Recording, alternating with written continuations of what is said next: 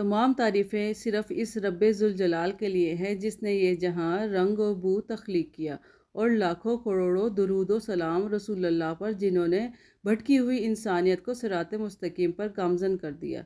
रमज़ानुल मुबारक का पूरा महीना आखिरत की दौलत कमाने का महीना है। इस माह के आखिरी अशरा और भी ज़्यादा खुशी और खुजू से इबादत करने का है। कुरान पाक में इरशाद बारी ताला है, शब कदर हज़ारों रातों से अफजल है। मोमिन बंदों के लिए शब कदर बहुत ही खैर व बरकत का बाइस है। एक रात जाकर इबादत कर लें और हज़ारों रातों से बढ़कर इसका सवाब पाएं। इससे बढ़कर और क्या चाहिए। हदीस शरीफ में है, जो शख्स कदर से महरूम हो गया गोया पूरी भलाई से महरूम हो गया, और शब कदर की खैर से वही महरूम होता है जो कामिल महरूम हो। रमज़ानुल मुबारक की हर रात यूं तो रहमतों और बरकतों वाली है, मगर शब कदर की अज़मत व फ़जीलत कुरान हदीस से साबित है। इस रात को अज़मत व फ़जीलत क्यों मिली, इसके लिए कुरान की गवाही ही काफ़ी है। अल्लाह का फरमान है, हमने इस कुरान को लैलतुल क़द्र में नाजिल किया। और तुम्हें क्या मालूम लैलतुल क़द्र क्या है। लैलतुल क़द्र 1000 महीनों से बेहतर है। इसमें फ़रिश्ते और रूहुल अमीन हर काम के लिए अपने रब के हुक्म से उतरते हैं। ये रात तुलूए सुबह तक अमन और सलामती है। इस रात में अल्लाह ताला ने अपनी आखिरी किताब कुरान मजीद दुनियाई इंसानियत की निजात के लिए नाजिल की, और इसी रात में अपने आखिरी रसूल को इंसानों की रहनुमाई के लिए मबूस फरमाया। इसी शब कदर में फ़रिश्ते अपने सरदार जिब्राइल के हमरा इंसानों के लिए तमाम अहकामात लेकर उतरते हैं। चुनाचा इस पूरी रात को मगरिब ता फजर अमन और सलामती और फलाह व कामरानी की रात बना दिया गया। शब कदर की शान अल्लाह ताला ने कुरान मजीद में एक और जगह इस तरह बयान फरमाई, हमने इस कुरान को मुबारक रात में नाजिल फरमाया। बेशक हम डराने वाले हैं। इस रात में तमाम हिकमत वाले कामों का फैसला किया जाता है, यानी हमारे यहाँ से हुक्म होकर। बेशक हम ही रसूलों को भेजते हैं, ये तुम्हारे रब की रहमत है, वो तो सुनने वाला है। शब कदर मुबारक और बाबरकत रात है, और कुरान इसी रात में नाजिल हुआ। साहिब रसूल हज़रत अबू हुरैरा से रवायत है कि ख़ातमुन नबिय्यीन रसूलुल्लाह ने इरशाद फरमाया, जिसने ईमान के साथ और सवाब की नीयत से लैलतुल क़द्र में क़याम किया, उसके पुराने तमाम गुनाह माफ़ कर दिए जाते हैं। अब ये सवाल पैदा होता है कि शब कदर कौन सी रात है। रमज़ानुल मुबारक के आखिरी अशरे की ताक रातों में से एक रात शब कदर कहलाती है। यह 1000 महीनों से भी अफजल व बेहतर अज़मत व बुज़ुर्गी और बरकत वाली रात है। सूरह बकरा की आयत नंबर 185 में इसकी निशानदेही कर दी गई है। रमज़ान का महीना वो मुबारक महीना है जिसमें कुरान नाजिल किया गया, जो लोगों का रहनुमा और जिसमें हदायत की खुली निशानियां हैं, और जो हक़ व बातिल को अलग अलग करने वाला है। इससे पहले सूरह कदर और सूरह दखान में बताया गया था कि कुरान पाक शब कदर में नाजिल किया गया, और अब सूरह बकरा में बताया जा रहा है कि ये वो महीना रमज़ान का है जिसमें कुरान उतारा गया। फिर सही बुखारी और सही मुस्लिम में उम्मुल मोमिनीन हज़रत सैयदा आयशा से रवायत है, रसूलुल्लाह ने फरमाया, रमज़ान के आखिरी अशरे की ताक रातों 21, 23, 25, 27 और 29 में शब कदर तलाश करो। एक और रवायत में भी सैयदा आयशा फरमाती हैं, जब रमज़ानुल मुबारक के आखिरी 10 दिन आते थे, रसूलुल्लाह इबादत के लिए तहमत कस लेते थे और रात को जागते और अपने अहलो अयाल को भी जगाते। शब कदर वो रात है कि जो ईमान वालों के लिए मग़फ़िरत और रहमत का पैगाम लेकर आती है। इस रात में अल्लाह की रहमत के दरवाज़े खुले होते हैं। रमज़ानुल मुबारक अपनी बरक़ात और सआदतों को समेटते अपने इख्तिताम की तरफ बढ़ रहा है। दुनिया भर के मुसलमान इस माह मुबारक की अब्दी सआदतों से बहरामंद हो रहे हैं। रोज़ा और दीगर इबादात के साथ साथ अल्लाह रब्बुल इज़्ज़त की बारगाह में अपनी हाज़िरी पेश कर रहे हैं।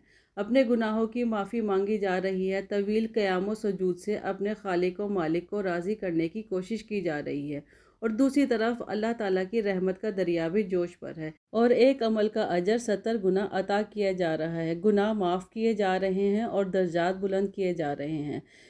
ये इबादत, रियाज़त, तस्बीह और तिलावत, दुरूद शरीफ की कसरत, नवाफिल, सदक़ात, खैरात, इज़्ज़ो नियाज़ी, मुराक़बे के अमल की रात है। इस रात को शब कदर इसलिए कहते हैं कि अल्लाह ताला ने इसमें एक बड़ी कदर व मंजिलत वाली किताब नाजिल फरमाई। चूँकि इस शब में अमाल सालिहा कबूल होते हैं और बारगाह रब्बुल इज़्ज़त में इनकी बहुत कदर की जाती है, इसलिए इसको शब कदर कहते हैं। एक रवायत में शब कदर की दर्ज झैल अलामात बयान की गई हैं। ये रात चमकदार साफ़ होती है, ना ज़्यादा गर्म और ना ज़्यादा सर्द होती है, बल्कि खुशबूदार और मोतदिल होती है।